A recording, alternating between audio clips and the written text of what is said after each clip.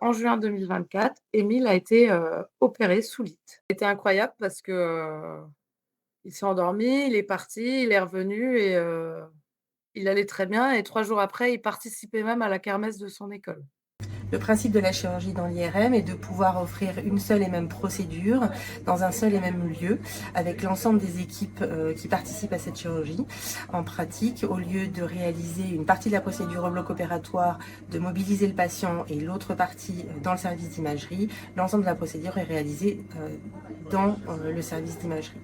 L'équipe d'anesthésie et l'équipe de bloc opératoire ont pris l'habitude de travailler avec l'équipe d'imagerie. Chacun s'est adapté avec les techniques des uns et des autres, à savoir les techniques et l'ensemble des gestes d'asepsie que l'on a au bloc opératoire ont été importés dans l'imagerie et de la même façon, l'équipe d'imagerie a appris, entre guillemets, aux anesthésistes, à l'équipe d'anesthésie, à l'équipe chirurgicale, ce qu'il faut pas faire dans une IRM.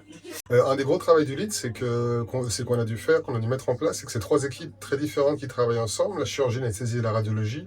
L'anesthésie et la chirurgie, ils ont l'habitude de travailler ensemble, mais la radiologie, c'est assez rare qu'on se greffe à ça. On a tous les trois des principes et des philosophies de travail très différentes. Donc, il faut faire attention à ne pas se marcher dessus et que tout se passe bien.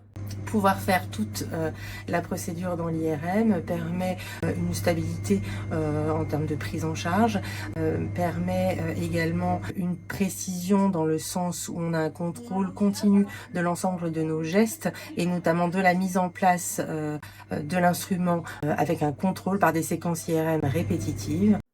Pour Émile, ça a été une intervention qui a marché du feu de Dieu. Donc depuis, il y a plus une crise d'épilepsie. Donc et puis là, aujourd'hui, Émile, bah, il vit normalement.